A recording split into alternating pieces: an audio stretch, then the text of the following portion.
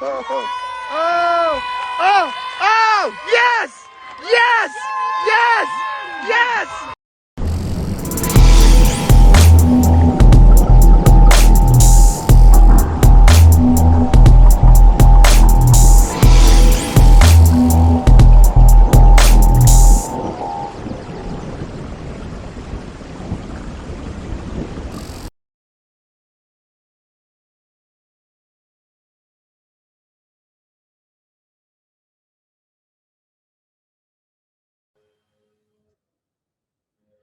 Ladies and gentlemen, welcome back to another episode of Art of MMA. If you saw the intro, you are not confused. This is an MMA talk show.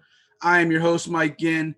But if you also saw the intro, you know why my co-host over there is one of the baddest men on the planet and why you do not want to fuck with him. Ladies and gentlemen, I'm talking about the mechanic Brandon Cuttino coming fresh off of his victory at UWA Elite's 20th anniversary. Brandon, what's up, buddy? Hey, man, it's always good to hang out with you guys on a Wednesday, talk to some fights. What happened to your opponent? What happened to Mr. Marquis, fake MJF, talking all that trash, and then the day of, he pulls his mangina. What happened? Apparently, he banged his knee, some nonsense like that. He ain't hurt his knee. He hurt his mangina. He was talking all that trash, and then he got scared. Yeah, it's actually crazy because it was funny because I was talking about a bitch clause. You know, for him because I knew he was going to be shook, and that's exactly what happened. Man, he talked all that trash, and then some poor guy got in there and had to get victimized. Man. Anyway, if you don't know what we're talking about, or you missed the intro to this show, go back and rewind.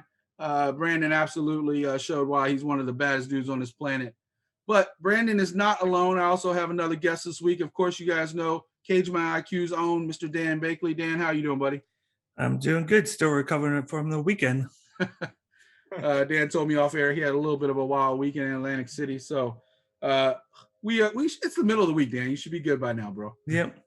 I came off my festivities. Brandon has his. Dan has his. But yet we all still found time to talk about things like UFC 263. We had 2 title fights, 1 brand new champion. And, of course, Nate Diaz. He found a way to steal the show somehow, some way. We're going to talk about Bellator 260, the fall of Douglas Lima, got a brand new champion over there as well. And then Claressa Shields made her debut. It was a little rough at start. I can't really mock Brandon anymore because he was right. He was right, but Claressa Shields took care of business when it was time to take care of business. We'll talk about all that. We'll, of course, preview PFL 5 this week as well as UFC Korean Zombie versus Dan Ige. And the Rant's back again this week. Decided to make it a little bit permanent. This week we're talking about reffing and judging in MMA, and we're gonna hop right into that, guys. You ready to start talking about some MMA? We can talk about wrestling if you want. Either way, it's up to you guys. No MMA? Okay, cool. Ladies and gentlemen, this weekend was pretty epic. We saw a lot of great stuff, but one of the things that kind of stood out one more time is inexperienced refereeing. Now, not everybody is a Herb Dean. Not everybody is a Mark Goddard, Big John. Like, there's some really solid referees that have been around for a long time, know what they're doing. Unfortunately, in my fight pick, and it had nothing to do with the fight result, it had to do with protecting the fighters. Arizona had not a rookie, but a local ref doing the Jamal Hill-Paul Craig fight. If you saw the fight, you know Jamal Hill suffered a pretty gruesome injury. Thankfully, it's not as bad as it seemed. Nothing was broken. It was severely dislocated. They popped it back in. We're going to have to see this week with tests and stuff if there's any kind of ligament damage and how long he's going to be out. But nothing was broken, thankfully.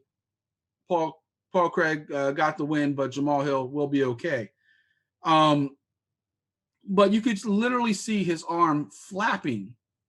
And we don't know if he was, the crowd was pretty loud. We don't know if he was, screaming tap out or if he tried to tap out with his other arm, looked like in the slow motion, but the referee was on the other side. But it literally took Paul Craig torquing on him to see his arm just going. And you can see that. Now, experienced referee, I've seen Herb Dean jump in there on something like that and just stop it because you can see. Sometimes the adrenaline's flowing, the fighter's not quitting. I'll drop this here. Brandon, you'll love this one. Here's a Featherstone fact. from our good friend Bradley Desir. The referee's job is not to protect you against the opponent. His job is to protect you from yourself. That's what he said online right after that happened. I've since went back. I've sat there and looked, and we've talked about MMA judging, which is another problem in the sport as well. But I've since gone back and I've looked at the rules to be a referee, not just in Arizona, but places like Nevada and other places. Your level of expertise in the sport is actually irrelevant. You got to learn the rules that they have established in the state, which is basically being book smart as far as MMA. And you have to shadow a veteran, like somewhere like Nevada, you got to shadow from 6 months to a year from a veteran referee, which you hope gives you enough experience to where you can step in. You do other things like taking the scorecards to the back, prepping the fighters, telling the rules, so on and so forth. But there's really nothing to substitute with experience. And I kind of look at other sports, right? If you make a bad call in basketball, you might cost the team a game. But you very rarely will ever get an athlete hurt. Same thing in football. As violent as football is, if a ref makes a bad call, it costs them a game. It doesn't usually get somebody hurt. I mean, there's 1% sometimes that does, but it doesn't usually get somebody hurt. Boxing and MMA are the exception, and boxing not even as much, because you're really in there to separate the fighters, make sure there's no low blows or illegal blows to the back of the head or something like that, and count knockdowns and knockouts. MMA, there's so many variables, whether it's a submission, a TKO, a knockout, everything. And these refs that are in there, you look at Dominic Cruz's famous rivalry with Keith Peterson. Some of these refs are just quite honestly not qualified to be in there. And there's no system in place that can really justify. As much as Herb Dean's come under fire the last year or so for some of the things that's happened, Herb Dean used to be an MMA fighter. A lot of people don't know that. He knows what it's like to be in that cage. Mark Goddard used to be an MMA fighter. He knows what it's like to be in that cage. I'm not sure about some of the backgrounds with like Mark Smith and some of the other guys. I know Big John does some MMA. I know a lot of these guys have been involved in the sport, whether they're teaching, coaching, training, or refereeing. Those are the top referees that we know. And their job is hard as hell, and we give them crap every single week. But for the guy who refereed, and I don't even know his name, the guy who refereed the Jamal Hill-Paul Craig fight should have never been in that position. The moment that arm went the wrong way, he should have seen it. At the very least, he should have heard Jamal Hill scream, because we all did. He should have seen it, and he didn't, because he wasn't experienced enough in that sport in that moment. And that's my problem right now. And then you also go to MMA judging, same thing. And I'm going to kick it around to you guys to get your views on it as well.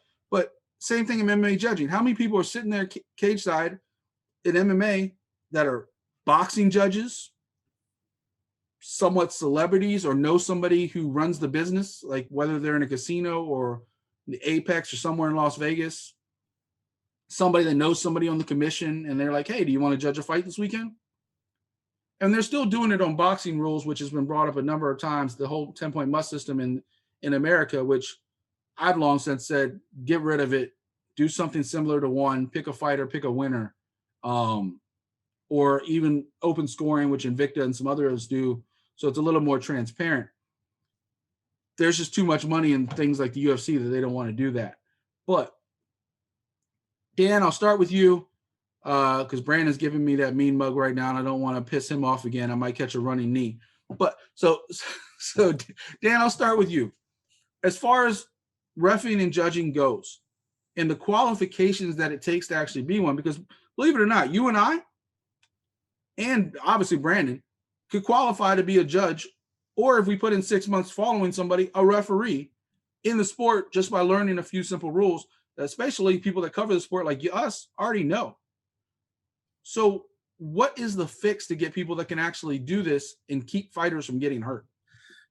Well, first off, I'll put this fact out there. The only reason that ref was there was because the original ref got COVID, so he couldn't do it. So they had to find a replacement for him. So that's why he was there. But I would argue that if they had more qualified replacements, that wouldn't be an issue. But to peel off of that, how he repped it was so bad. My co-host Miles made a great point within when Paul Craig had his arm and he flipped him over. When that happens, your body's moving, but your arm's not moving. So he could have torn ligaments right there, and the fight should have stopped no matter what right there because of the potential damage he was going to take because he wasn't able to defend it. But for some reason, he kept it going.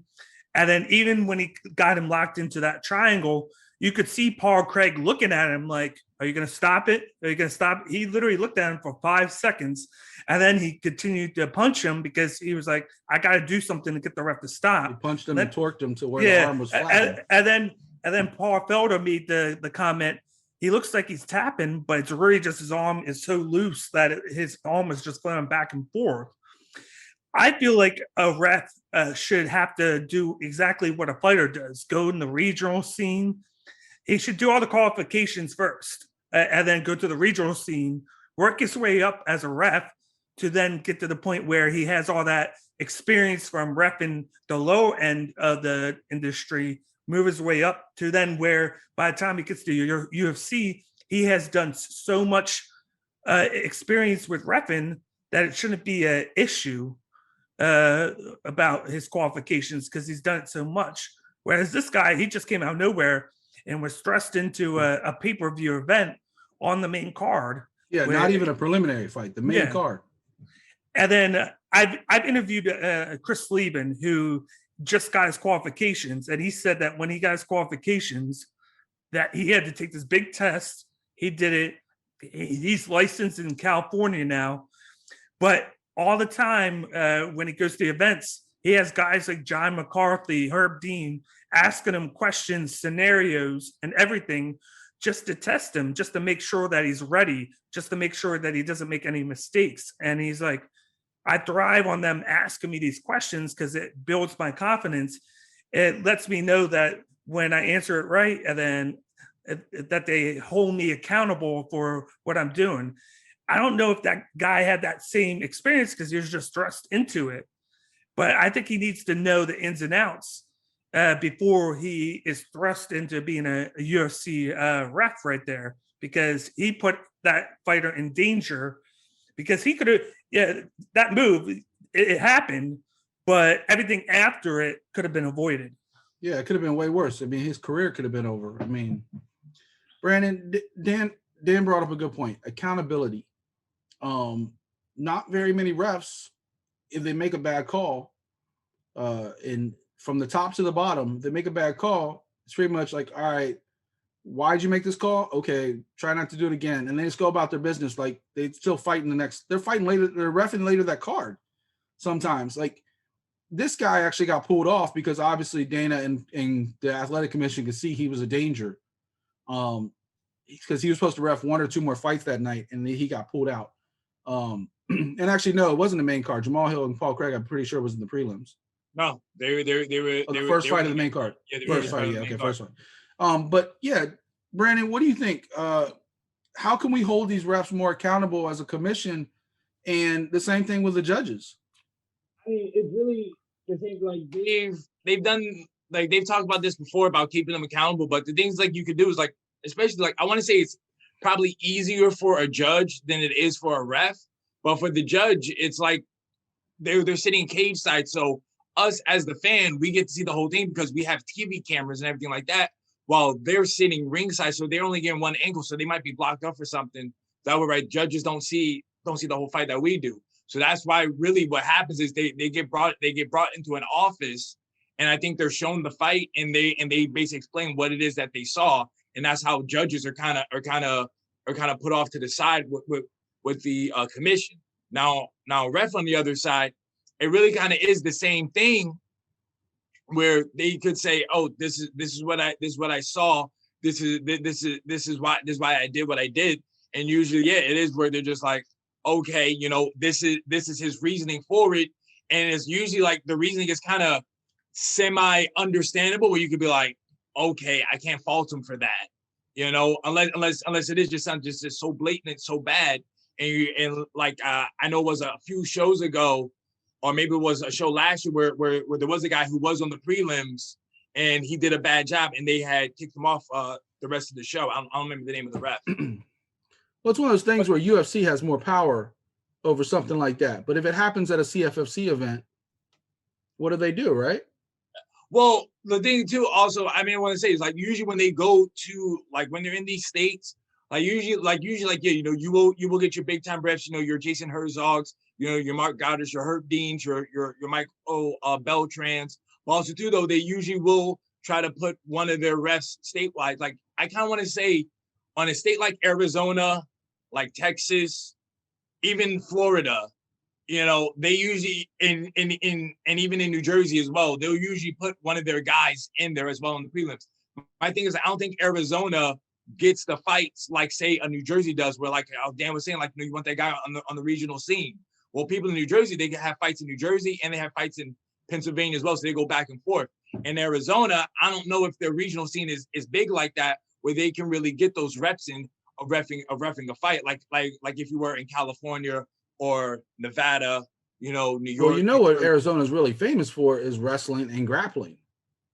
So, like, if anything, the judges and refs should be very adept to wrestling and grappling. I don't think those guys are doing like legit like college wrestling, you know, collegiate wrestling or anything like that. They're just, you know, probably guys just, you know, watching fights and like, oh, hey, I think I want to do this. Yeah, or they could be guys who are doing boxing matches, you know? Yeah, and boxing refs, as you know, what they have a hard time with their job. I mean, imagine having to look for so many different variables in an MMA fight. Like anything can happen in an MMA fight. Yeah. You know, to know, like Dan was talking about, laying down and knowing that you don't have a position to defend yourself. Like there's different things like that, Brandon. Yeah. No, yeah, like I mean, like I say, like you gotta, like, I want to give kudos to, like I say, a guy like I want to say it's Tim Weeks. Tim Weeks. He's a boxing ref, but I think he's moved over. He's done Muay Thai fights, kickboxing fights, ref in those. Like saying, like, yeah, like you gotta give those guys props that we're just hanging out in the boxing world, but now they're trying to expand their, you know, their knowledge, you know, and get into other, you know, other combat arenas. But again, like you got those people who are really like professionals. I really take it seriously, and they do what they can, you know, to get themselves better. Yeah, I mean, the problem is that there's only, like, you just named almost every single major ref that we know.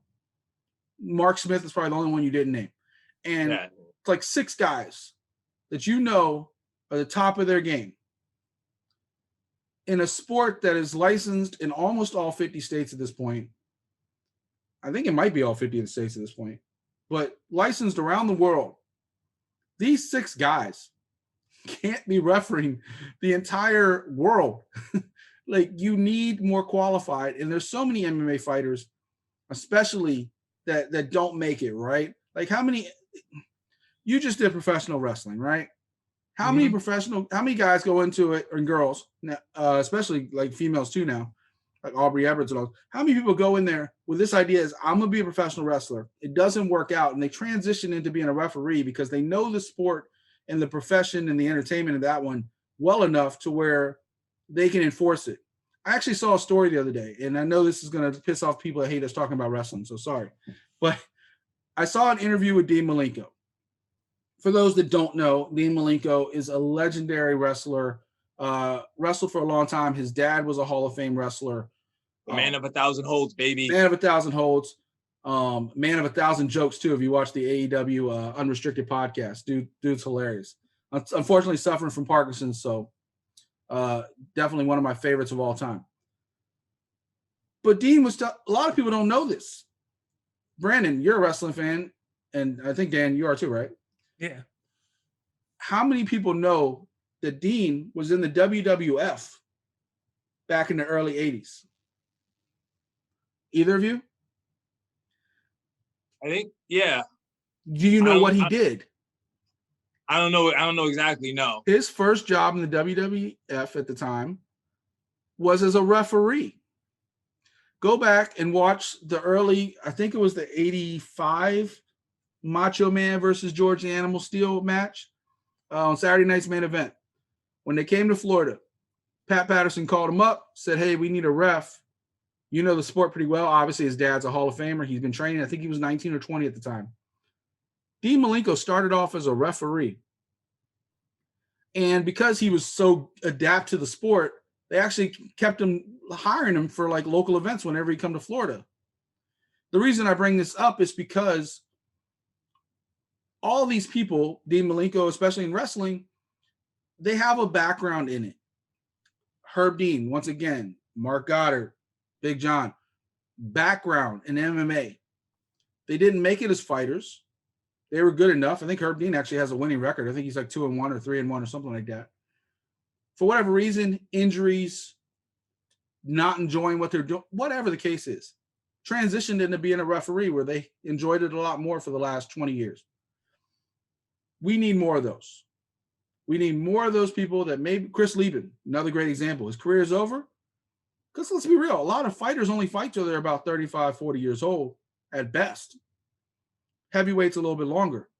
These guys and girls can now transition to being referees for another 10, 15 years in their career.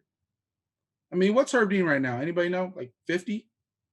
Maybe. I have no idea how it is. He's up there. He's been doing this for a long time. And he could keep doing it for another 10 years because he keeps himself in really good shape, does a decent job. Despite our criticism, he's better than the guy in Arizona. So I will end the rant there. But MMA judging and MMA refereeing in one of the most violent combat sports, if we want to keep watching this sport and we want to keep it licensed, and we don't want senators and Congress and everybody else coming down because these guys are getting hurt on a regular basis more than they should in a regular fight, then we also have to regulate the sport ourselves. The Dana Whites of the world, I know Dana's always been critical of refs, but these commissions got to step up. They got to get more qualified refs. Something like Saturday should never happen on a major pay-per-view. It's bad when it happens on a regional show. It's worse when it happens in the eyes of millions of people that tuned in to watch 2 title fights and a 5-round Nate Diaz-Leon Edwards fight. So that's my rant on this week. We'll find something new to talk shit about next week. So this is the part I've been dreading all week. But before we get to picks and results, I want to let you guys know something. Right above me, artofmma.com/shop, promo code SKILL. You'll see why when you go to the shop. Got a brand new shirt, Skill plus Violence equals MMA. Also got a Talk Less Do More shirt, or Fight More shirt. And we also always got the legendary shirts. Brandon's, of course, rocking the logo tee. I got the Fighters First. What you wearing, Dan? You got an MMA, Art of MMA shirt? Not today. Not today? Well, that's why we cut you off. Anyway, good thing we can't see your shirt then. You don't count. Yeah. Artofmma.com/shop. Go ahead and support the site. 20% off. Use the promo code SKILL.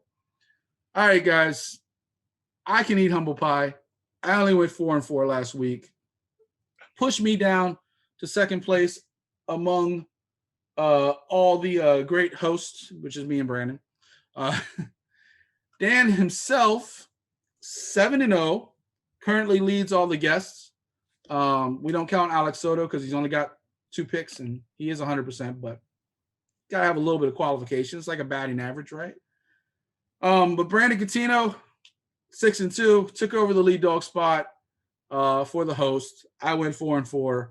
Not horrible, but I did have a bad Saturday with the UFC. Did pretty good with everything else, not counting Douglas Lima.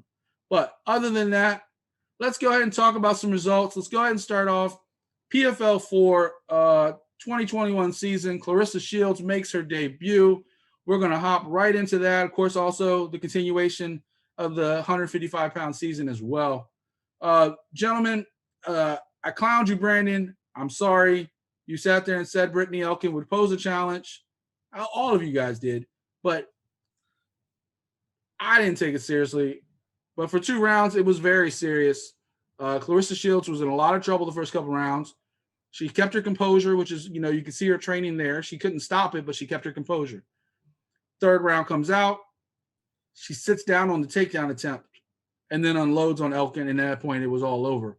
Elkin couldn't take the barrage of firepower from Claressa Shields. But I'll say this. That was the best debut Claressa Shields could have hoped for because she faced adversity. She didn't quit. She kept going forward. It would have been very easy for her to tap out in the beginning and be like, all right, I'm going to go back to the drawing board, see you guys in 6 months. She didn't. She fought through it. Armbar attempts, everything, kept going. And then she adjusted. Coaches were like, look, she's going to come out and try to take you down again. What are you going to do to stop it? She sat down on that takedown attempt and unloaded. Brandon, I'm going to start with you because you gave me, you championed Brittany Elkin more than anybody. What happened in that fight? What's going on? What did you think of that fight? Hey, man, it was a good fight. I mean, it was a good fight to me. I thought both ladies did a real good job. Brittany Elkins, like I said, man, I want to say, like I said, her record was bad, 3-6, but what she was doing for the past 2 years, but she was doing nothing but jiu-jitsu tournaments. You know, that's why, and also I think she's a brown belt as well in jiu-jitsu. So that's why I was a little worried about it. The only thing I can say is, man, to me, the only downfall for Brittany Elkins was when she got her down and she was on top, she didn't do anything. She didn't try to punch her. She didn't do any strikes. She didn't try to do any damage. To me, if she would have did that, this fight could have been over in the first or second round. But to me, she was kind of just laying low, trying to hold her down, which is why I think she really gassed herself out. And that's why come the third round, she didn't have anything. And that's why to me, that's why she got finished. Claressa Shields, though, like you said, man, she was real composed. Hands, of course, right, was looking sharp.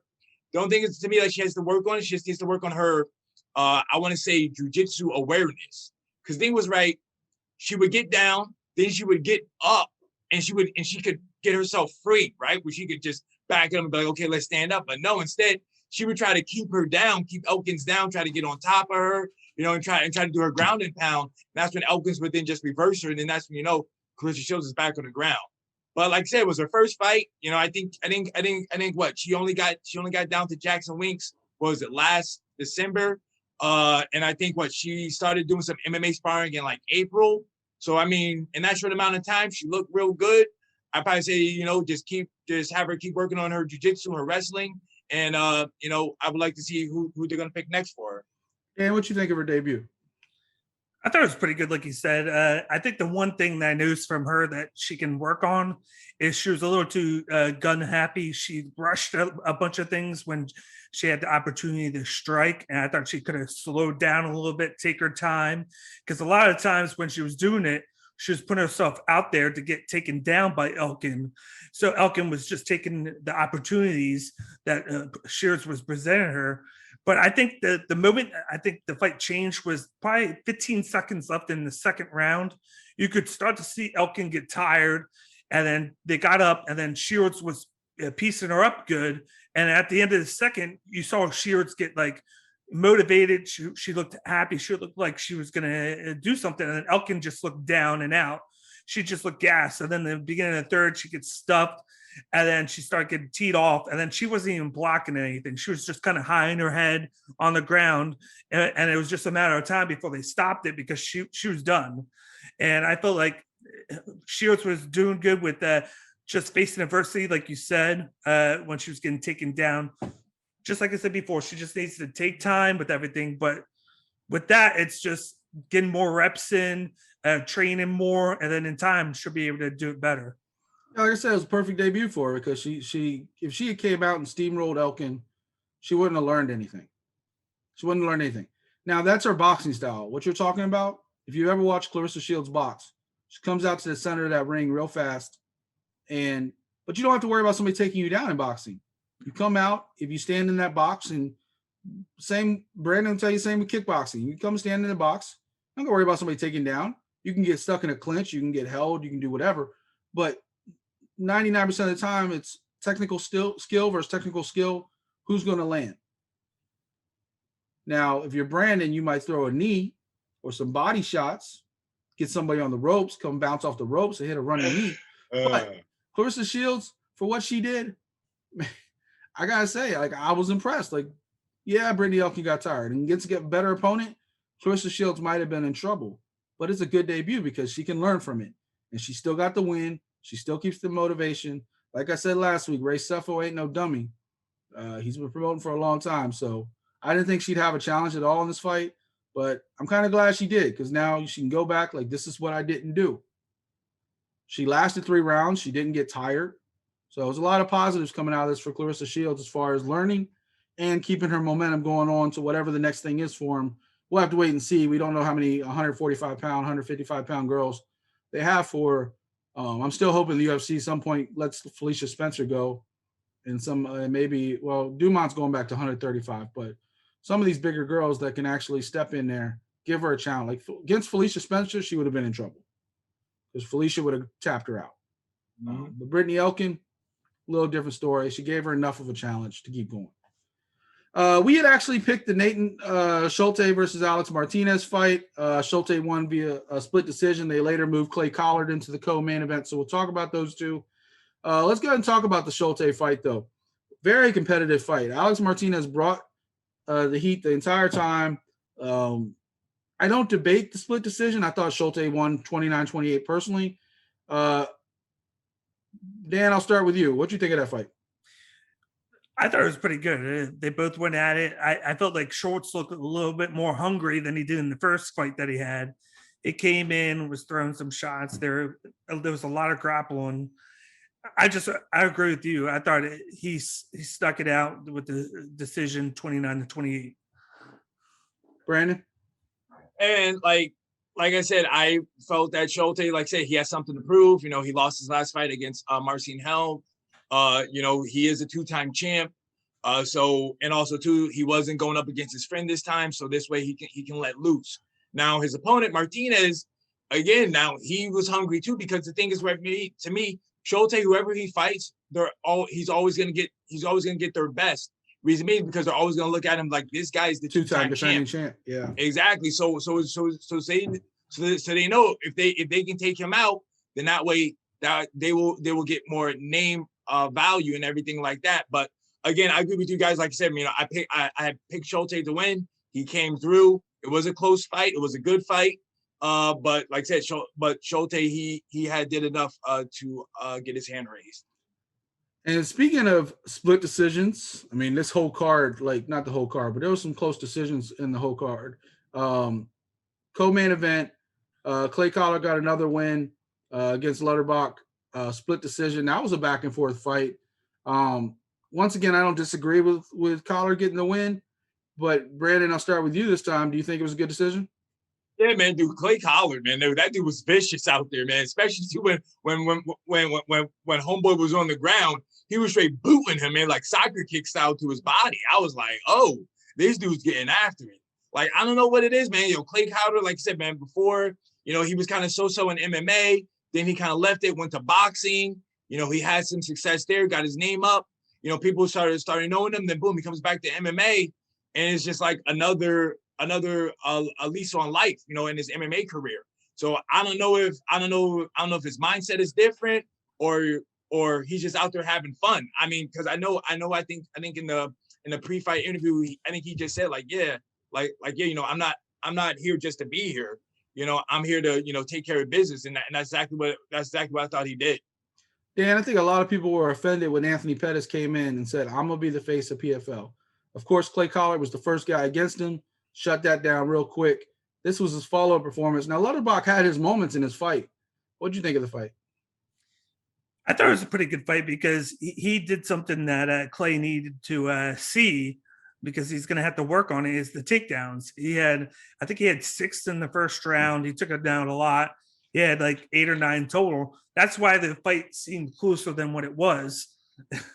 But at least Dan laughed. Brandon's like all stone cold. But I think the difference in the fight was the striking. You had Clay Collard, who had 95 strikes, and then Putabach only had 45. So that's why it leaned towards Collard, because even though he had like 8 or 9 takedowns, he didn't do as much with them as he should have.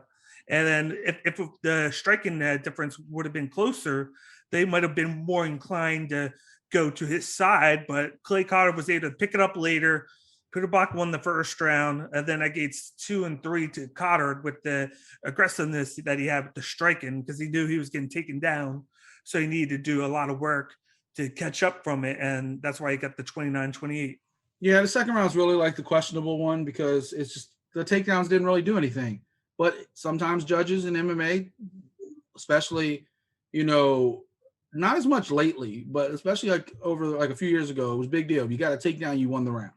Now it's kind of like, well, what did you do with the takedown? So thankfully, I think the judges got this one right. Shout out to Chris Wade. He got the head kick and knockout in the second round against Ospinov.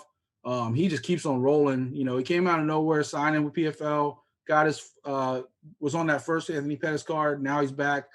They're not really giving him a lot of love. He's staying down there in like the early prelims, but Chris Wade is just like he got the win, he got a knockout. So shout out to Chris Wade. I hope he keeps on coming. Because he's in New Jersey. He's a Long Island guy. The guy he's fighting in New Jersey. They're not gonna show him any love, you know? Well, shout out to Chris Wade, Long Island MMA. A lot of love for him. Fucking Alban Mercier and Marcin Held, man. That fight, that was a war. I'm really interested to see. Like, I actually have to go look at the standings. Like, is Schulte even going to make the playoffs with a split decision win? Because Mercier getting the full win against Held, like how they do that. I think Schulte is only getting like 1 point or something for a split decision win, right? 3. He gets full 3. Okay. Yeah. So it doesn't matter if it's a split decision or round or unanimous. I think he's out. Yeah.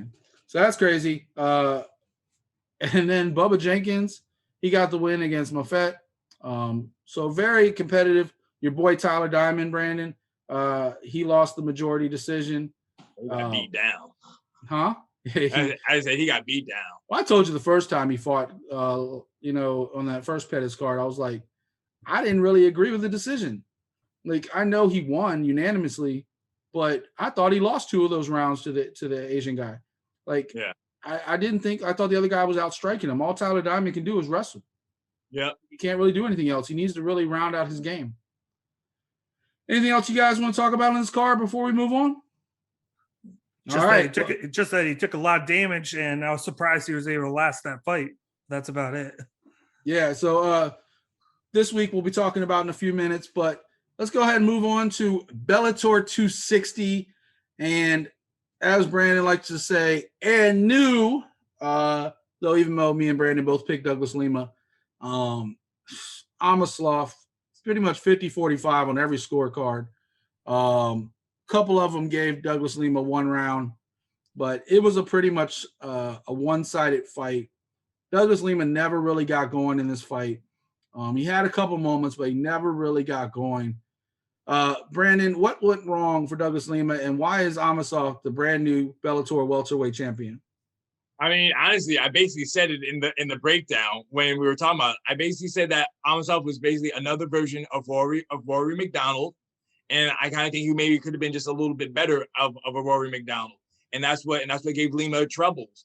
And he just beat him on everything. You know, it's just one of those things where like he was the better fighter that night. He was the better fighter, like you said. Like, it just didn't seem like Lima got going at all. Sometimes I always see myself like, sometimes I feel like Douglas Lima, he goes on these layoffs as well. And then when he comes back, he's just never the same person. Like, he needs to get another fight in, and the next he goes back to his normal self. So I don't know if the layoff had anything to do with it, or if it was just his opponent, or maybe it could have been both. But to me, Lima just wasn't ready. Like, say, I'm sure the second time they fight, Lima would do better, because that's usually his MO, you know. But I just kind of thought that Douglas Lima, he would have turned it around, but it just didn't happen. This past Friday. Dan, I'll flip it to you. What did Amosov do right? Why did he dominate Lima the way he did? I'll just basically say right here, it was the takedowns. He was able to take him down. The smart thing he did in the first round, the first one, was they were against the cage. He picked him up, brought him to the middle of the octagon, and then put him down. He made sure that every time he took him down, he wasn't anywhere near the cage, because Lima would have used that to get back up right away. So because he didn't have it, it was easier for him to keep him down. He was able to get into front guard a lot, just do his work right there. He wound up wearing him down each time because he had him on the ground for a lot of the fight. He was just able to keep him out of his element, and then Douglas Lima just looked out of it. He couldn't get anything going, because every time he tried to, he would get taken down, and he would be down for 2 or 3 minutes each round, it felt like. And then that's why Yursov won. And I give him a shout out for being the first Ukrainian athlete to win a championship. In a major promotion? Yeah. I didn't know that. That's cool. A lot of firsts this weekend. We'll talk about the other one later. Just to segue a little bit. Brandon brought up Roy Macdonald. You brought up first champion in the country. So a couple segues if you people want to hint. Don't jump ahead, though. Make sure you pay attention. We got important stuff we're talking about here. Also on that card, Jason Jackson, Paul Daly. Wasn't really much of a fight. You always talk about the puncher's chance, but Jason Jackson won every round, 30-27 across the scorecards. I thought if he was a little more aggressive, he might have been able to finish Daly, but he never really went for that finish. Dan, what happened in that fight? Basically, he just made sure that he kept himself away from that puncher's chance. I was surprised at him for the striking that he was doing. He was connecting on some good shots, and I was waiting for him to try and finish Daly, but he was kind of content with just hitting him a few times, then getting inside and then taking him down and getting in the clinch to where he's not going to get knocked out if the punch isn't there for Daly. And then Daly didn't have any chance until like the last minute of round 3. But it was just a good showing by Jason Jackson where he was getting the fight into his element. He was clinching him, getting him down, wearing him out, just making sure he got ahead on the scorecards and made sure that he wasn't able to get knocked out. Brandon? Jason Jackson's really looking like he's ready, man. He might be ready for a title shot. Exactly, dude. Jason Jackson's been saying it for a while. Been saying, dude wants a title shot. He's not gonna let anybody stop him. He's gonna go through anybody and everybody that he has to. Like I said, man, I said in our breakdown that I just think he's the better fighter, which he proved because he can do everything. He can do it standing, he can do it on the ground. Paul Daly, he's just a stand-up guy. He just has that puncher chance. Jason Jackson, he made sure to take that away, and that's why he got his hand raised. Let me ask you this, because you love to say how a champion doesn't always deserve a rematch. The way Douglas Lima lost that fight, say he doesn't get the rematch, how does Jason Jackson match up against Amosov? Ooh, man. I might want to say stand up. Jason Jackson probably hang on the ground. It could be a different story. Dan, what do you think that matchup? Oh, go ahead, Brandon. I'm sorry, I thought you were. No. I was just gonna say it just could be a different story. I mean, we'd have to see. Hopefully, he works on his wrestling defense. And real quick before I kick it to Dan, do you think Lima deserves a rematch? You're the first person to always talk to me like every time I say a champion deserves a rematch, you shoot it down. I know Lima's your boy. I know. I want to say, man, like how many defenses has he had? Like he stopped MVP. But he's coming off 2 losses in a row. Yeah, but one of them was that was that catchweight fight. I mean, yeah, lost. Dude. Let's move it on. Yeah, man. Let's move it on to Jason Jackson. He should get the next shot. Yeah, give him a chance to recover anyway. Dan, what do you think of Amosov for Jackson? Would you look forward to that matchup? I would. I know in the beginning, right after the fight, they were asking him because, but MVP was on commentary. They were asking him if he wanted to fight MVP because MVP was like, I want to be next in line. Yeah. And Amosov said that he doesn't want to fight him. He wants to fight Jason Jackson. He was interested in that fight. He liked what he did, and he presents a good challenge to him. So I'm definitely looking for that fight. I think I'd be interested in Jason Jackson versus MVP. That's another fight I'd be very interested in to see if MVP could stop, like you saw against Houston, that MVP could defend himself against takedowns and stuff and on the ground. But Jason Jackson's a lot better on the ground than Ross Houston. And he's fought better competition than MVP. Also on that card, Aaron Pico continues his rise. He got the submission against Aiden Lee in the 3rd round. Mark Lemminger got back on a winning trail against DeMarcus Jackson with a nice TKO in the 2nd round. Crutchmer, we just talked about him taking his first loss. Well, he gave Chikeli his first loss. Crutchmer got the unanimous decision. But the one other thing I want to talk about on this, and also, by the way, I told you guys, go back on the tape. I told you, watch out for Polizzi against Trulio. Straight armbar, 1st round. Alex Polizzi is going to be a name that people are going to know very soon. I think I've seen him fight a number of times now in the regional and now on the big card. I think Alex Polizzi has a bright future in this sport. So you heard it here first. I might have been 4-4 this week, but I know what I'm talking about. I swear. Now Brandon wants to laugh. Now he wants to laugh. Okay, haha. Somebody mute his thing, Mr. Co-host. But speaking of what we did in the rant, real quick, Bobby King, Nick Newell. should have never been a split decision. You're talking about a guy who won 30-27, 30-27, but then lost 29-28. I agree with the 30-27. I thought Newell had a couple moments in this fight, but he never did enough in my mind to win a single round. Now, how much are takedowns worth? How much are this worth? How much is that worth? We don't really need to talk about that fight, though. It was a very entertaining fight. Definitely go back and watch, if you didn't see Bellator 260, Bobby King versus Nick Newell. It was a good fight. Nick Newell didn't get dominated for 3 rounds, but he lost every round. And if 2 judges have a 30-27, how does one judge go all the way the other way and do 29-28? There has to be some kind of unified standard. I don't care if you're going down a checklist and be like, all right, takedown's worth this much. He outstruck him this round, so he gets that. And I don't care what the criteria is. At this point, you have to have people that know the sport better to get these judging right. Because if for whatever reason Bobby King lost that fight, that would have been highway robbery.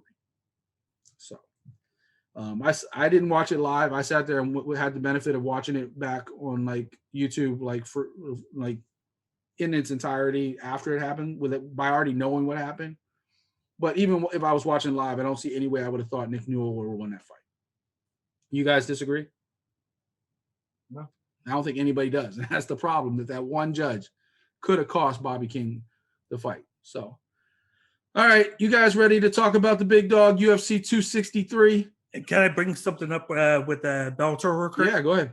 Yeah, I love this guy, Aaron Pico. I love watching him. He came out, he started out just as a knockout guy, but now he's starting to use his wrestling more. He was dominating. I think he took him down like 12 times, maybe even more. He just looks more of a complete fighter now. He's only 8-2. He's only 24 years old. So he has a lot of time left in him. He's only fought in Bellator. But I feel like this guy's going to be one of the future pieces. I think the best thing that ever happened to him was that he came out and lost. Mm-hmm. And he had those couple tough fights where he got knocked out by Corrales and Borix back to back. But he has definitely turned it around. His problem to me is he's a knockout or submit fighter either way, win or loss. You talk about Claressa Shields pacing herself. If Aaron Pico, which he did a better job this fight, if he does a better job pacing himself, he can be a superstar in this sport. He didn't even look tired in that fight, which was great. I mean, he's built like a tank for that size. 145 pounds. He has abs on top of abs. Like he's always been, like from the time he was 19, 20 making his debut, like same thing. He's got a bright future, but he needs to pace himself and he needs to stop putting himself in a win or die, win or lose situation, So that's my thoughts on Aaron Pico. Yeah. All right, guys, you ready to talk about UFC 263? Let's do it. I'm not. Let's skip this. I don't want to talk about my picks no more. All right, ladies and gentlemen, UFC 263, 2 title fights, and Nate Diaz.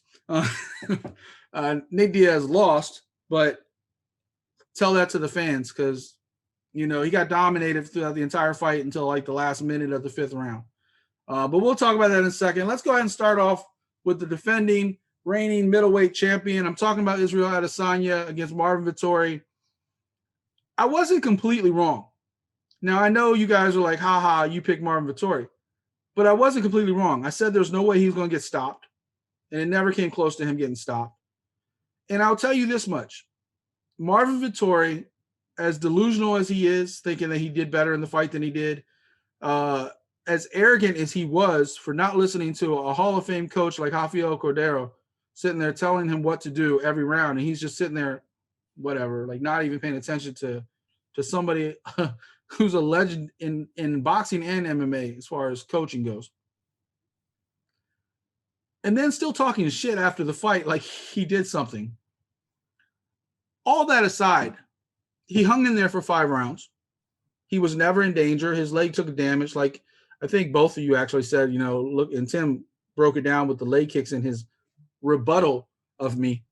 I'm still mad at you and Tim and Brandon for the rebuttals. I never rebut them. But anyway, now I'm going to start rebuttals every episode. But let's be real, though. If Vettori had gone balls to the wall, had just especially that 5th round, and just let it hang out. I can't count the amount of times. If that was an obviously huge weight difference, I'm not talking about Dustin Poirier as a middleweight, but if that was Dustin Poirier in that cage with Adesanya at that distance, we talked about it in the Conor McGregor fight last time, where he turned Conor McGregor to the point where he got him in perfect distance and he unloaded on McGregor. He just absolutely unloaded to where McGregor couldn't avoid every shot. And eventually he got put to sleep, right? If Vettori did that, especially in that 5th round where he was this close to, and what did he do? The last few seconds, he didn't even go for a punch. He tried to take him down. He hugged him around the waist and sitting there, and Adesanya's just clowning him like, ooh, you hurt my leg. There is something wrong with Marvin Vettori. He is very talented. But something is wrong when you know you're losing a fight. Your coach has told you 4 rounds in a row, you lost. You lost that round. You lost that round. You got to go out there and go for it. He never went for it. He kept these ridiculous takedown attempts. I don't remember, Dan, was it you or Tim that was talking about the trip leg down takedowns that he likes to do? But he just kept, he has no wrestling game. It was an illusion against somebody as horrible as Kevin Holland on his ground. And I'm just so disappointed in myself for picking Vettori because I wasn't wrong. He had the game plan, but Tim was right. His tools were not sharp enough. And if somebody else, a Robert Whittaker per se, I think that would have been a much more competitive fight. I'm not saying Adesanya would have lost, but I'm saying because Adesanya was on his game too. And Adesanya was nailing those leg kicks. He was getting in and out. He was keeping the distance proper. He had really good takedown defense. He also was able to get up off his back, mostly because Vettori wasn't really good at holding him down. One thing he never did was he never grapevine the leg. Brandon, how many times you teach mostly striking, but when you get somebody when you're on top of somebody, what's the first thing you do to hold them down? Hey, you control their legs, control their hips. Exactly. You grapevine that leg. You get one leg locked in. Adesanya could basically stand up every time he got taken down. He used his legs, which are his most powerful weapon, pushed off, got distance, got back up. So props to Adesanya for getting better at his ground defense. Props to Adesanya, period. He showed why he's the champ. He came off a loss, came back, got that win in his own division. Brandon, you're Adesanya's biggest fan. Floor is yours, sir. Tell me your thoughts on the fight. I just want to say kudos to you, Mike, for taking that L like I knew you would. Thank you for keeping that pick. That's why I'm the top dog now. Please don't hit a running knee on me. Nah, man, it was just to me, it was Adesanya's fight to lose. And you're about to see a heel turn. To me, like I said, Adesanya did everything that he wanted to do, kept the fight really standing. Like I said, we just knew Vettori, like I said, we knew he was going to try to go for the takedown. But like Tim was saying, his tools weren't sharp enough. And like I had said previously in their first fight, Vettori went for the takedowns. Adesanya kept it up until the 3rd round when he got that one takedown. And then when he did do the takedown, he didn't do anything. Same thing this fight. He got the takedown. He didn't do anything. No damage. Adesanya was fine. He either held him or he got back up and then he went to work, chopping on those legs. He even made Vettori look bad when he was up against the cage and Vettori was throwing punches. He was just slipping, ducking, moving, rolling, man. Adesanya was loose as a goose, having a good time, styling on him, even punked him at the end where he acted like he was hurt. Man, it was just a good performance by Adesanya. And then his promo afterwards, calling out Robert Whittaker. That was a Hall of Fame level promo. That was a WWE level promo. That would have put wrestlers to shame. That was a good promo. Exactly. Kudos to him. And also I like how he said, let's do the fight in New Zealand, which is where I said that the fight should be. That's not going to happen. That's not going to happen, unfortunately. But it was a great promo. We'll see, man. No, Dana already said no. Man, see, Dana's a hater, man. No, he said because of the restrictions. Australia. Oh, New Zealand is open. Yeah, but there's still a lot of travel stuff, and he doesn't want to deal with their government. There's a lot to go. He explained it in the post-fight scrum of why that fight can't happen in New Zealand or Australia. It will happen next and soon, but it won't happen in either one. It'll probably be in Vegas or somewhere. Dan, that fight was almost trouble for Izzy in that first round when Vettori landed that takedown in the very first round. But very quickly, he showed he's not Blagowicz, and Izzy just turned it right around. What you think of the fight? He was able to get takedowns. I think he got 4 of them. He just didn't do, like Brandon said, he didn't do anything with him. He was just, it seemed like he was content just laying on him. He thought Izzy couldn't get up. He was, yeah. And Izzy was able to get up because, of course, he's not 220 like Jovic, and then Jovic is more trained when on the ground than he is. But he was content doing that. I thought Izzy did a great job with keeping the distance. I said it last week, those leg kicks were going to kill him because he doesn't check them. He was just getting pieced up, and then he tripped a few times with the leg kicks. He just couldn't get anything going. And I thought that was a masterful job of Israel Adesanya. I'm not the biggest fan, but I thought the promo was good. I thought all the things with him, what he did after the fight. He went to like his training partner, I think is Brad Riddell, I believe it is. Mm-hmm. And he went to Drew Dober's to check on him. He was like, congratulations, that was a great fight. He was talking to him. He talked to Moreno. He just seemed like a better guy because he actually got to see the true Adesanya, the one that you just see in the octagon or on the mic or anything. You got to see him behind the scenes, and he seemed like more of a personable, nice guy. And it made me like him a lot more than what I did before. And of course, both him and Riddell fighting for their lost teammate who was murdered a couple weeks ago, or a few weeks ago. But so there's that. They were definitely fighting with heavy hearts and motivated as well. So, we know what's next for Izzy. Vettori's a little bit different story. The first thing he did was call out the drunken Paulo Costa. Paulo Costa replied he would fight that moron. I'm not going to hold my breath on getting Paulo Costa back in the cage anytime soon. He wants to use money as an excuse. He wants to use the flu when he's still battling COVID, which is it. There's so many things going on with Paulo Costa since he lost that fight to Izzy. Lost his undefeated streak. You know, we've talked about this a few times over the course of the show. The history of the show is that when a fighter loses, especially when they lose in a way that just like breaks their spirit, sometimes they're never the same. We talked about Dominic Reyes when he got knocked out. Like when you get knocked out, sometimes you bounce back stronger. Sometimes you're never the same. You just don't know when people feel that vulnerability for the first time. Paulo Costa was unbeatable until he fought Izzy, and he looked horrible. Wanted to blame it on being drunk off wine and every other excuse he's come out with instead of just saying Izzy was the better guy that night. Same thing as Vettori. Vettori's coming up with all these excuses of just saying Izzy was the better dude. Eat your humble pie. You know what? I went 4-4 this week. Could have been worse, actually. But you know what? Brandon's the lead dog. I'm going to come back and make my picks this week, try to be better than him. That's what a competitor does. Don't shit talk Brandon for being the lead dog. I want to do my research. I want to get better, and I want to get my spot back. That's what you do. You get back in the cage, you fight harder. Paulo Costa isn't that dude. He can talk about money all he wants. He can talk about everything. Like Dana said, if you've watched this show since day one, I don't agree with Dana on shit. But Dana was right about this one. Did you see your last fight? How you going to talk to me about getting a raise? Come on.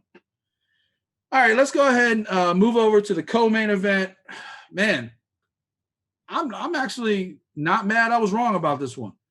I was really hyped on Deiveson Figueiredo, and I really hope they have a trilogy because even though Moreno dominated this one, Figueiredo has dominated that division for a little while, and he actually is one of the champions. I think maybe deserves the immediate shot, especially the way the first one was such a classic. This one wasn't as much a classic. Figueiredo never really he never really went for it. Like, I think Moreno's jab just really threw him off in the very beginning. He could never close that distance on Moreno. And Moreno was sharp. He was explosive. And he got the finish. He got him in that rear naked choke a couple times. He almost got him earlier in the fight with it. But explosive, got the finish. And you want to know how to handle a loss? Look at what Deiveson Figueiredo did after that loss. He picked Moreno up. He was like, it was your day. God shined on you. You can be as arrogant as you want in the press conferences and the fight up. But MMA is a game about respect. And even Izzy said it after the fight. It's about respect. You can hate somebody. I remember Rampage and Rashad Evans hated each other. They still shook hands after the fight. It's a game of respect. You go in there, you share blood, sweat, and tears. It's a game of respect. Brandon Moreno, though, let's go back to this. First Mexican-born champion. Now in the UFC. Of course, my dog wants to make a cameo on air. Beckham, stop. But here we go. Brandon Moreno. Dan, I'm going to start with you. What happened in this fight? I was so adamant that he was going to win. I just had that good feeling with him. Of course, the only guy that agreed with me about Davison isn't on the air this week, but all right. But he went in. He must have watched the tape, seen that instead of having Figueiredo dictate the fight early, which he did, and then he just countered it, he went on the offensive right away. He was coming at Figueiredo the whole time, hitting him with those strikes. It was just putting it to him. And I think Figueiredo was just shocked at what was happening. I think he was shocked that he wasn't the one pressing the fight. It was Moreno. He was able to piece him up. He knew that Figueiredo likes to keep his hands down, and he was just taking advantage of it. He was the quicker fighter. He was getting inside of him and just taking him down, doing what he could with them. And I think it could be the weight cut that might have affected him. He had to weigh in twice on Friday. He weighed in first. He didn't weigh in right. And then he had to come back in an hour and a half later. He was one of the last guys going to scale, and he just made the weight cut at the exact amount. And you might be able to say that had something to do with it. But I just think Moreno was the more polished fighter. Even his coaches said that their mindset in the first fight was to just counter whatnot. Moreno wanted to come in that fight and do it a certain way. He did it his coach's way. And then this fight, he was like, I want to do it this way. It was like, I want to come in at him. And that way, he's not the one dictating everything. And it just seemed like Figueiredo wasn't throwing those combinations that he usually did. Different fight, yep. Yeah, he was throwing just one shot punches, and a lot of them were going wide. And then Moreno was being the more accurate guy. And he had a couple chances to get the submission. Of course, he had the first one. Even Figueiredo had his guillotine he had on, but he didn't have it right. And it just seemed like Moreno was just sharp as ever, and he was able to get that rear naked choke for the win. And then it was just good to see him get that win. He got up. It was crazy to see him get up. He looked like a normal fight. It didn't kick to him until they announced it, and then it was great to see him have that emotion of winning and being the first Mexican born fighter to have a championship in UFC like that, because Kane won it, but he was a Mexican born. Yeah, he was a Mexican born. He was just descent. So it was great to see him. And even Israel Adesanya said it. He was like, how can you hate a guy like this? He's one of the nicest guys in the sport. It was like, he deserves it. And he put the work in from getting cut, came back, and now he's a champion. Brandon, he did you proud with the distance he was using with his strikes. Like that jab just set the entire tone. We can talk about the weight cut in Figueiredo in a minute, because he did say after, he said a couple things after, but we'll talk about that in a minute. But being a striking type person, kickboxer, striking coach, everything else, the way he used that jab just set up everything from getting him on the ground. He knocked him down with the jab. Like, he knocked him down with the jab, and it wasn't even like Figueiredo was coming in full force. He was throwing that jab almost like a straight left. What'd you think of the fight? And you know me, I was happy. I picked Moreno the first time, and I was picking him the second time. Like I say, you know, the jab is the most common punch in all of combat sports. It's your range finder, and you know, if you can touch somebody with a jab, you can touch with anything that you want to. Saying you could actually just win a fight just off a jab alone. You saw with Kamaru Usman. Yeah. You know, like saying, like the jab just sets the tempo for everything. Like, that's the thing. A lot of people in MMA, you watch the fights, they don't have a good jab. You know, there's only certain people that have a real good jab. And you saw with Usman, you saw with Moreno this time around, he used his jab properly. Like I said, this is what I thought the fight would have been, because to me, Moreno, he had the boxing, he had the combinations. While to me, Figueiredo, he was just a power. He was a power shot guy. He was looking for that one punch knockout. And the thing was, right, he was missing badly which of course when you miss badly, that gets you tired right there as well, because you're using all that power and it's not going anywhere. And I just think that Moreno just caught him this time. I don't even know if he was missing badly. He just never really pulled the trigger. Like that jab just kept him at bay. Like he could never get that distance. And we'll talk about like the weight cut. Like Figueiredo hinted at maybe moving up to bantamweight after this fight because he did have such a rough weight cut. You remember the first Benavidez fight where he was originally supposed to win the title and he didn't qualify because he couldn't make weight. Everything was good up when we had the air last week. Like, oh yeah, he was on pace to make weight. Turns out that wasn't really necessarily true. Like Dan said, he had to weigh in twice.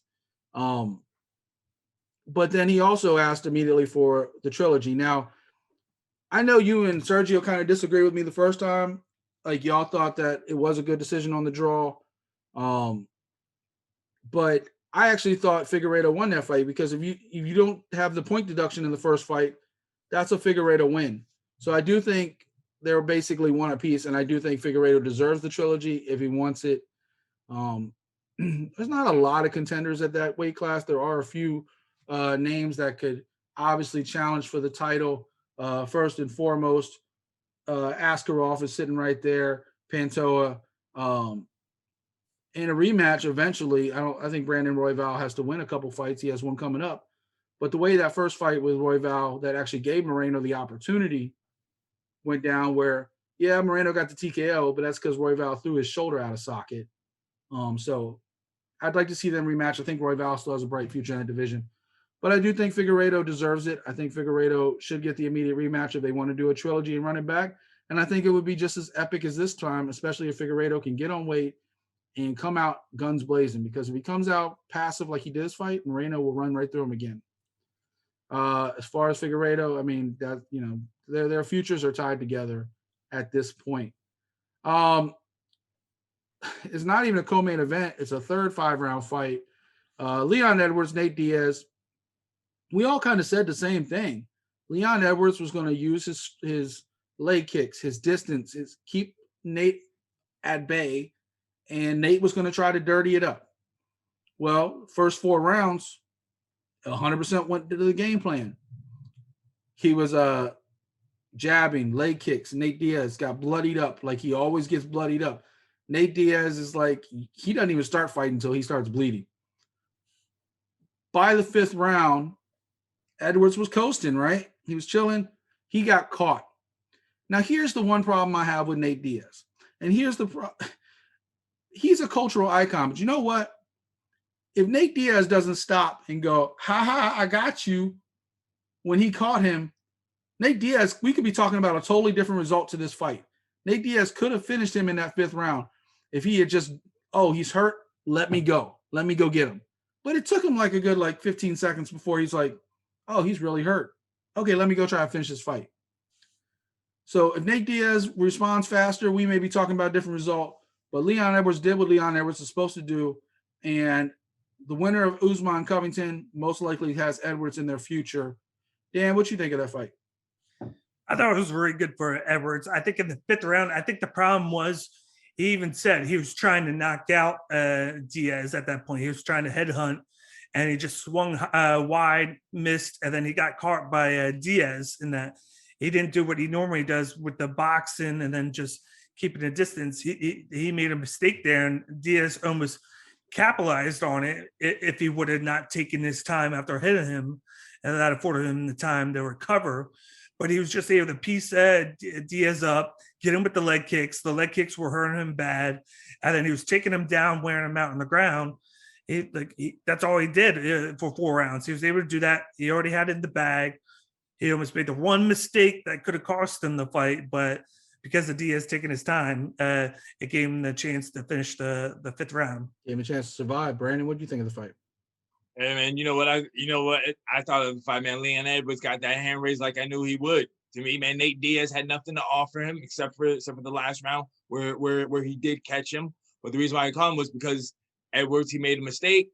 Diaz did capitalize, but he didn't capitalize till he got the finish. Like I said, I just thought Leon Edwards was going to be better all around, which he was. He showed it, used his leg kicks. He was outboxing Diaz. And like you said, he should be next in line after this Covington Usman rematch. There's not really much to talk about this. I mean, Nate Diaz did what Nate Diaz does. He came out in the last round, put on a show, gave the fans something happy to go home thinking about Nate Diaz some more. We'll talk about the Tim's pick, the Damian Maia Bilal Muhammad fight in a second, but you got Damian Maia, coming off that loss to Bilal Muhammad. I guess we'll talk about it right now. And Damian Maia is like, his fight contract's up, but he actually wants one more fight against Nate Diaz. He thinks that would be a great jiu-jitsu fight, and so on and so forth. Look, Nate Diaz is going to come, and Nate Diaz is going to do what he does. He's not going to win a fight. He's not going to win a lot of fights. He's lost more than he's won in the last few years. But he left people a lasting result. I'm actually calling this episode 6th round because you know what? Nate Diaz is probably the only dude who probably needs a 6th round to win a fight, because he's going to bring it to you until until you stop him, the doctor stops him, or until, the final round. Like, he's not going to stop no matter how beat up he gets. You saw it in the second Conor fight where Conor was piecing him up. You saw it against Masvidal where the doctor had to stop it after the round. Like, he's going to get bloodied up. He's going to do what he does, and he's going to keep coming forward, and he's always dangerous to the end. But Leon Edwards fought the smart fight. He never put himself at risk, and he won. So that is that. We'll see what happens for each of them afterwards. Leon Edwards has been promised a lot in this sport and not been delivered very much. So we'll see now that COVID's kind of resolving itself and travel restrictions are kind of lifted. Hopefully we can get Edwards back in there sooner than later. But speaking of Edwards, last fight, he had the eye poke thing with Bilal Muhammad. Didn't want to give Muhammad a rematch, so Muhammad fought Damian Maia in the last fight of his contract. Muhammad got the win. But Damian Maia had some moments early on, especially. I didn't think it was a 30-27. I thought it was 29-28. I thought Maia won the first round personally. But it's not much debate on that win. We'll see what's next for Bilal Muhammad in that one. Of course, opening up the main card, we just talked about it earlier, Paul Craig, Jamal Hill. Jamal Hill coming off a long layoff because of injuries, because of COVID. Paul Craig, he looked great his last fight, against Shogun, but it was Shogun. Like, how great do you really look? I was actually worried about my pick the moment Paul Craig came out to his entrance music. He looked so serious. And I turned to my wife. I was like, I'm losing this pick. And that was before all the stuff happened. And, ironically, we're talking about refereeing. Even my wife was like, his arm's not supposed to flap like that, right? Like, why is his arm flapping? And, my wife was, mortified. It was like watching a horror movie. She was, ripping my skin off. She was like, I can't believe why aren't they stopping this? So if my wife, who's an amateur, watcher, can see that fight should have been stopped, I think we all know that fight should have been stopped. As far as Paul Craig, I can see him getting a top 5 opponent coming up. I mean, he's been moving up steadily up the food chain. Either one of you guys got any thoughts on Paul Craig right now? I thought he looked good because he said coming in, I'm a grappler. I'm going to try and get the submission. I'm not veering off from it. That's what he did. I thought in the fight, Hill took him down, but I thought it was really more so Craig just being okay with getting taken down. He kind of pushed himself back to get that position and allowed him to lock up that arm right away. Like he had it locked up, like he wasn't going to give it up. And then that's what led to everything else afterwards. And they transitioned to a few different positions, but he kept getting it right back. Yep. And Brandon, that light heavyweight division is stacked ahead of him. I mean, Paul Craig's still only ranked 12th despite everything. You got Spahn, Walker, Krylov, Ozdemir, Anthony Smith, Reyes, just to name a few. So maybe not a top 5 opponent, but he should definitely get a top 10 opponent after this, right? Well, yeah. I mean, I was thinking that maybe he could get Krylov next. I think that would be a good matchup. That's what I was saying. We talked about Brad Riddell, Drew Dober. Very tough fight, very back and forth. I think it was a good decision. Riddell got the 29-28 and 3 cards. Dan, you want to talk about your fight a little bit? Eric Anders, Darren Stewart. Back and forth a little bit. It was also kind of dull for a little while until the third round when Eric Anders kind of opened up in the third round. But it wasn't like the first fight where they kind of started off fast. The second fight, it was definitely they were more interested in hugging up against the cage and trying to get position. What you think about your fight? I thought exactly that. Darren Stewart started out a little bit early. Like he took the first round with the takedown, and then he was throwing a little bit of punches. As the second round went through, they just seemed like they were just trying to see what each other were doing.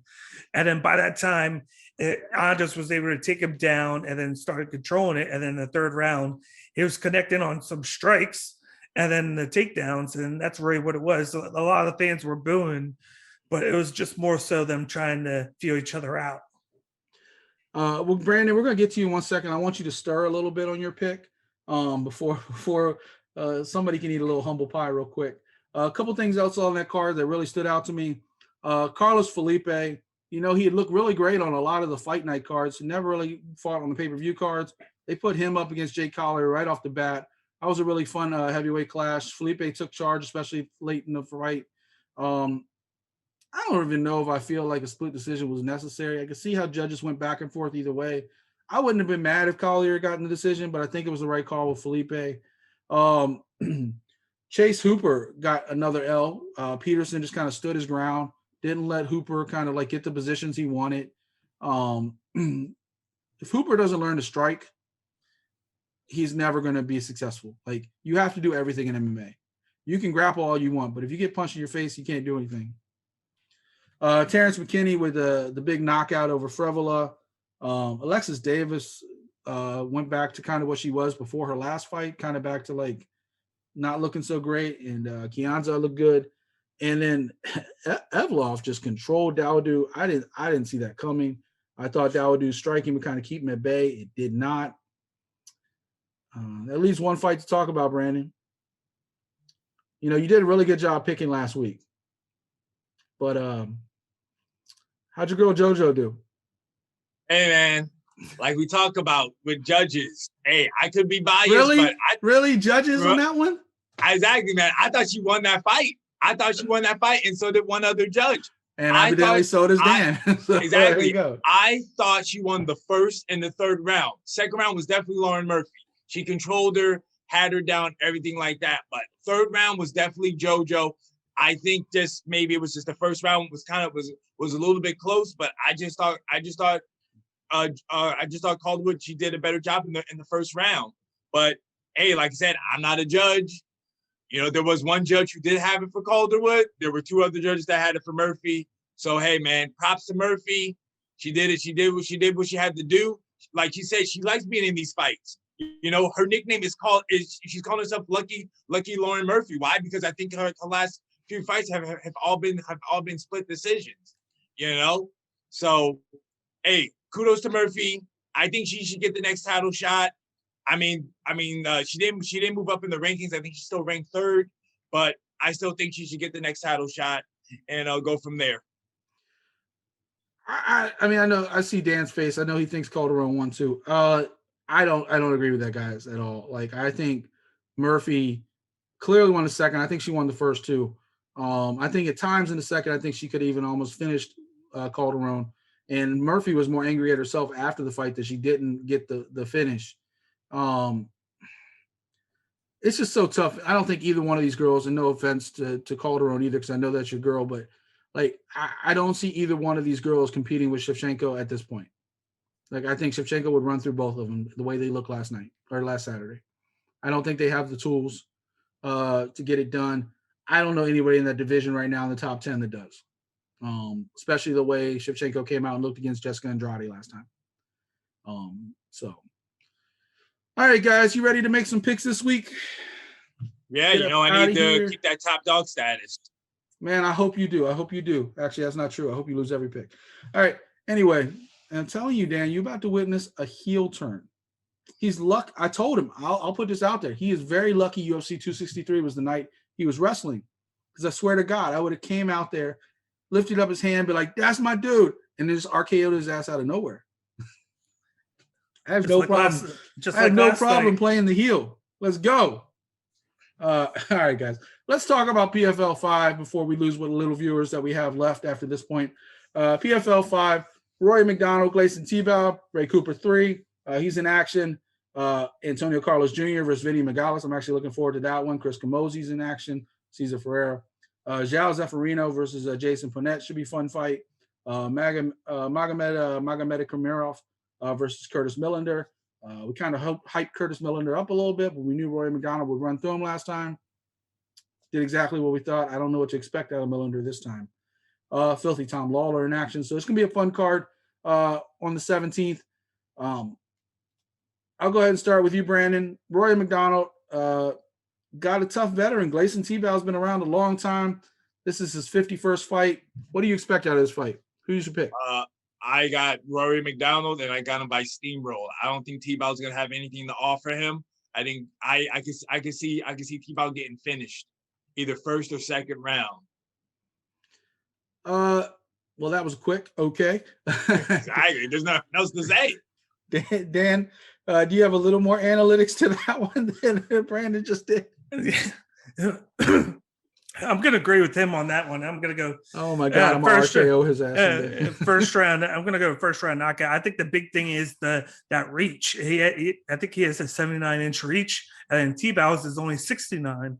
Plus, he's taller than him, so it's going to be like Tibau's short and stocky. Yeah. So Tibau is going to want to get inside and then try and take him down and clinch with him. But I feel like Rory Macdonald's going to he usually likes to clinch himself, but I think in this matchup, he's just going to use his length and reach, and I think he's just going to knock him out. He's not going to be able to get touched because he's going to have that long length. I'm going Roy too. Roy, especially since he started training more down in South Florida, Sanford, he's kind of even added more tools to his already diverse game. The only possible way Gleison wins this fight is maybe versus submission, and Roy's never been subbed, so I don't see him putting himself in a bad situation. His wrestling and jiu-jitsu is top notch, so I think with his striking advantage, I think Rory's going to take the W as well. So me and Brandon will not be changing places on that pick, nor do I think we will in the co-main event as well. Dan, I'll start off with you. Ray Cooper third versus Nikolai Aleksakin. Who you got? I got Ray Cooper in this one. I think it's going to be closer than people think, because if you look at Nikolai Aleksakin, he trains out of the same. He trains out of the same gym that Fedor Emelianenko trains out of, and then he has that Sambo background. So it's something that Ray Cooper might struggle against. But I just feel like I call him the silent assassin, because when he does interviews, he speaks so soft and he speaks so, but then he flips the switch once he gets into the octagon. He has that wrestling background. He can strike. I feel like he's just gonna pull out a unanimous decision victory. I think it might be 2-1. I don't think it's going to be the explosiveness you expect from Cooper because of what Nikolai can present to him, but I still think he's going to pick up the 3 points. Now, Brandon, I know you're a big Ray Cooper third fan, but I will play devil's advocate for you to throw this in your wrench. Now, Nikolai has also beaten a good friend of the show, Jonathan Webb. He beat him over in RC Russian Cage Fighting Championship back in 2019. So he's used to somebody that can grapple with him. He had won 7 fights before that eye poke situation with Sai back in April. So who do you got in this fight? I'm going with Dan, man. Ray Cooper the third. I really think that the PFL has things set up where they want Rory and Ray Cooper in the final, and I think that is the collision course that we're going to see right now, because I really don't see anybody else in the welterweight division right now giving either one of those guys any fits.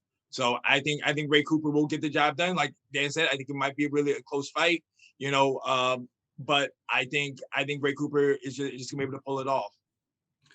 Well, I got to make up some points, and the more I actually look at it, I'm actually thinking Aleksakin is going to win this fight. Alexa, how you say it, Dan? Aleksakin. I think Aleksakin's going to win this fight. He's got the tools that Ray's been stopped via knockout and submission. The only way that Aleksakin's ever lost is submission and decision. I think Ray Cooper is more of a knock you out type guy. He does have 7 subs, but he also has got 14 knockouts.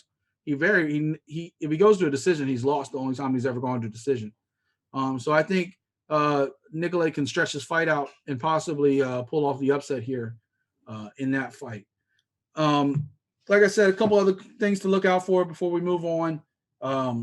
Cesar Ferreira versus Chris Camozzi should be a fun fight. Antonio Carlos Jr. versus Vinny Magalhães, two veterans, been in the UFC a long time. Vinny's been out of the UFC for a long time, but he's also been fighting around the world the entire time. João Zeferino, that guy's awesome. Don't know what to expect out of Curtis Millender. And then, of course, everybody loves to watch Filthy Tom Lawler get dirty with everybody. So, speaking of wrestling, when you fighting Tom Lawler? Hey man, he's down at MLW. I don't know if I'm there yet with the big. You want me to drive down to Miami and give me your tape?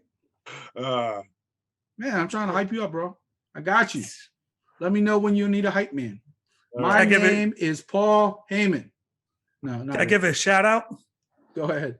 I give a shout out to a buddy of mine, Jordan Young. He's actually going to be fighting Tom Lawler. I've been able to talk to him a few times. I messaged him weekly, and he's looking forward to getting the octagon because he didn't get to compete in the first fight because of the guy backing out. He hasn't fought in a long time, too. It's been since Bellator back in November 2019. So I don't know really what to expect out of Jordan Young. He was, first of all, Tom Lawler is, I don't want to say punch drunk, but he's been in a lot of battles. Only 18 fights, but it's been a lot of like battles fights. And Jordan Young's a submission like expert almost. So I think Jordan Young has a very good shot in this fight. I think, especially only 26 years old, I think Jordan Young can probably win this fight. But it's going to be a fun fight. Any Tom Lawler fight's going to be a fun fight. So, anything else, Brandon? You got anything else you want to add on this card? No. All right, guys. Let's move on to the final segment of the day. I'm talking about our picks for UFC Vegas 29. Korean Zombie, Chan Sung Jung versus Dan Ige. Dan on Dan, I'll start you off. Dan, who you got in this fight? I got a Korean Zombie on this one. This was kind of hard for me to choose from because Dan Ige is coming off of a very nice win where he came in 20 seconds, knocked the dude out because the dude couldn't make a decision whether he was going to take him down or go for the strike, and it cost him. Yeah, because I thought Tucker could have knocked him out had he have just committed to the shot, but he didn't, and then he got knocked out. And then you got a guy like Korean Zombie. He takes a lot of damage, but he's known for knocking guys out as well. He's only fought like 6 times in the past, I think, 6 years and everything. But I feel like he's going to pick up the victory. He's going to look to finish Ige. I have Korean Zombie by a second round knockout. I just feel like he's going to put on a piece with them and shock him. I got a shocker here with Korean Zombie winning. I don't know if it's too much a shock. I think he might even be favored. What do you think, Brandon?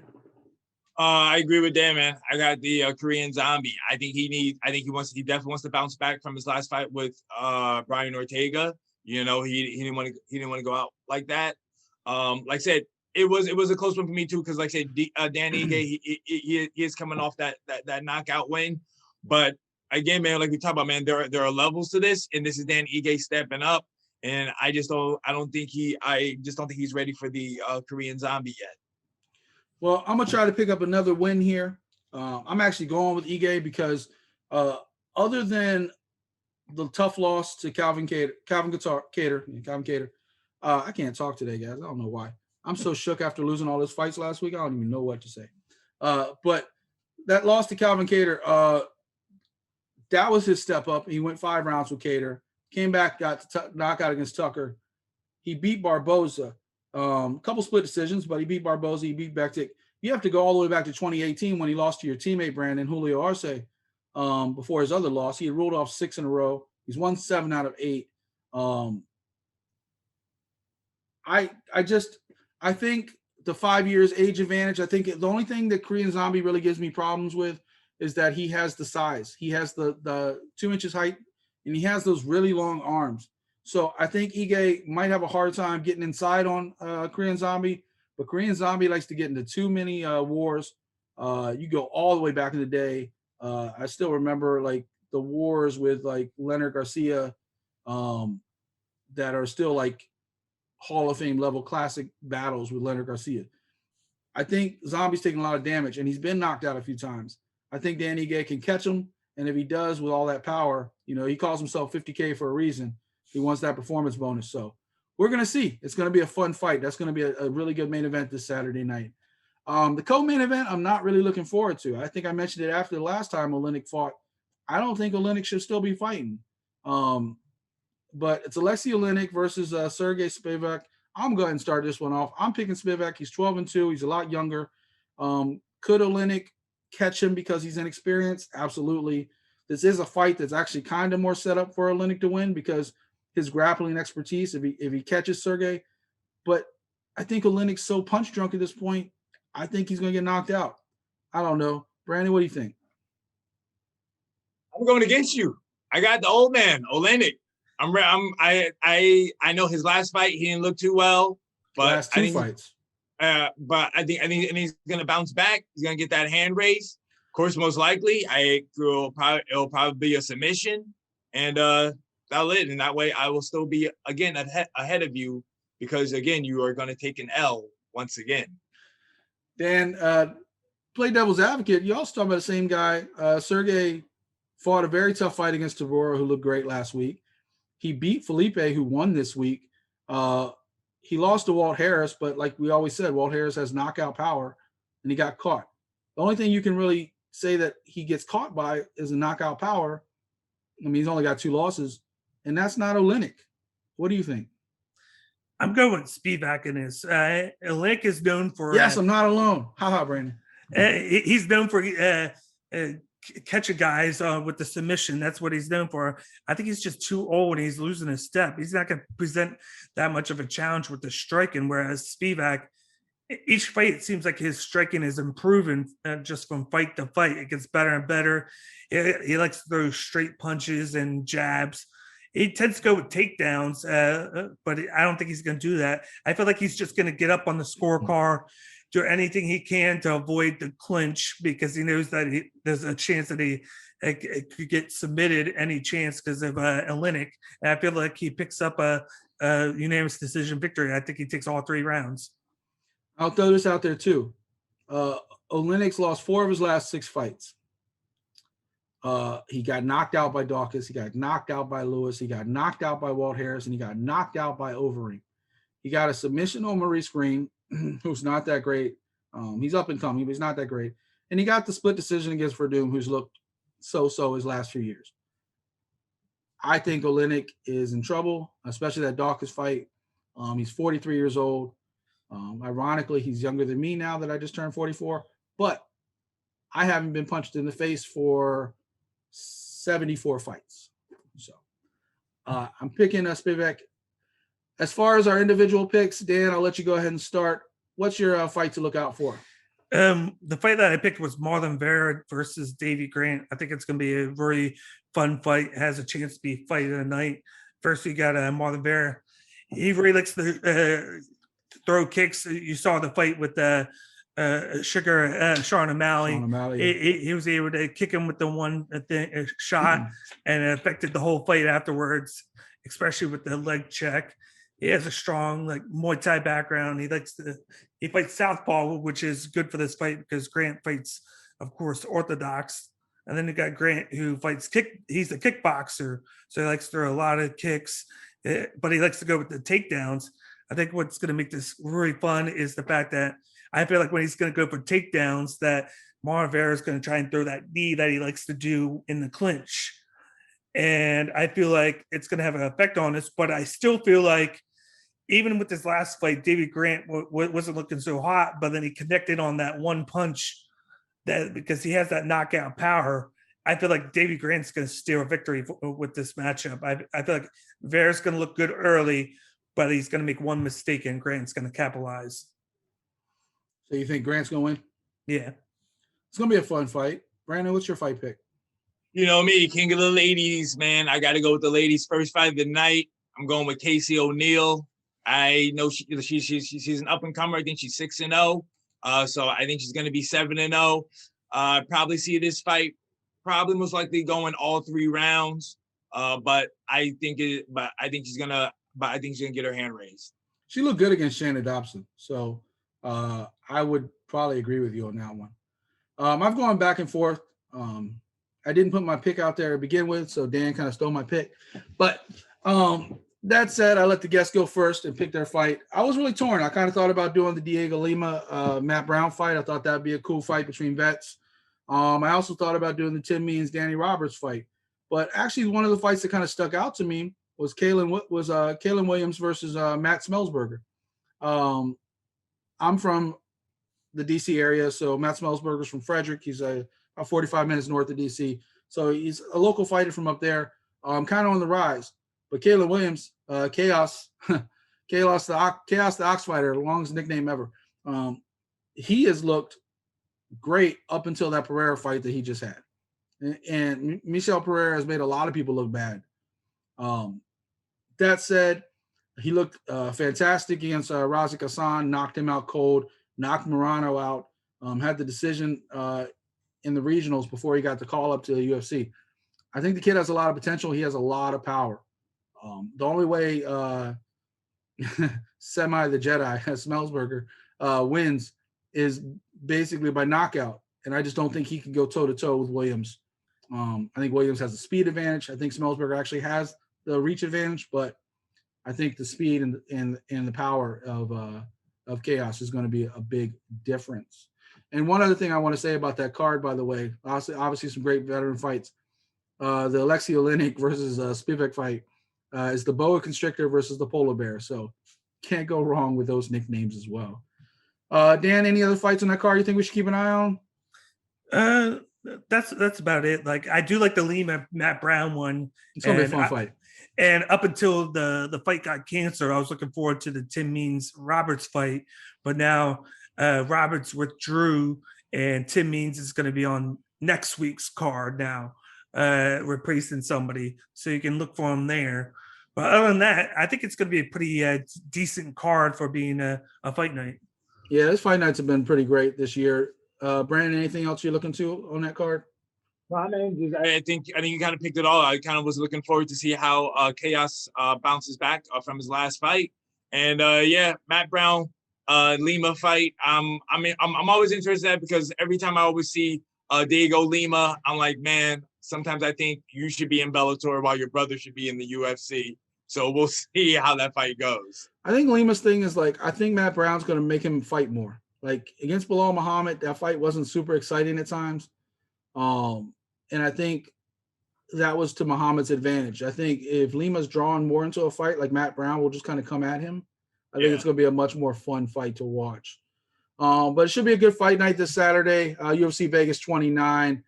Before we get out of here, I know you just posted the Kyler Phillips interview. What else is going on over at Cage My IQ, Dan?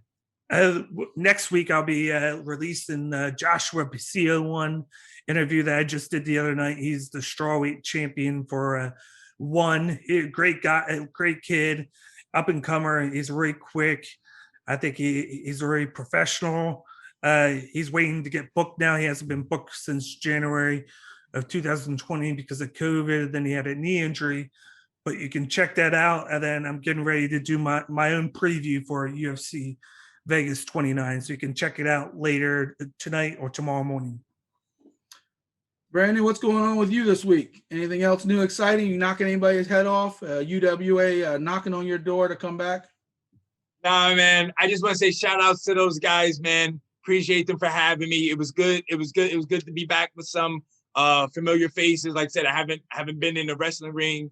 I think since 2003 was the last time I did anything. They welcomed me with open arms. It's always good seeing those guys.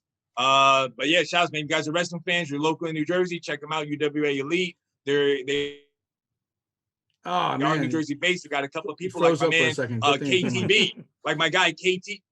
No, I was gonna say my guy KTB. He usually wrestles at UWA, but he was just on AEW Dark last night. Him and his tag team partner, they went up against the Dark Order, Evil Uno and was it Drew Grayson or Stu Grayson? Yeah. So I mean, be on the lookout for all these local guys. You know, support your indie wrestling promotion. That's one thing I like about AEW. They do a lot with the Dark and Evolution. They just give these, it's not on TV, but it's still a platform. It's still millions of people watching on YouTube. So it's a cool little thing they're doing. giving a lot of people a platform, and hopefully even more when they get a second show next year, I think, or later this year, depending on what happens with that TBS thing. Yeah. But ladies and gentlemen, that's enough wrestling talk. Make sure you watch out for Brandon. He may need you at any time or just kick your head off. We do got a couple new shirts up in the shop, so make sure you check out artofmma.com/shop. Of course, all the show notes will be below. All the links to Dan's show and all the cool stuff he's got going on as well. For Brandon, Dan, and myself, thank you for watching. This has been another episode of Art of MMA. We're out. Oh my God. This is good shit. No.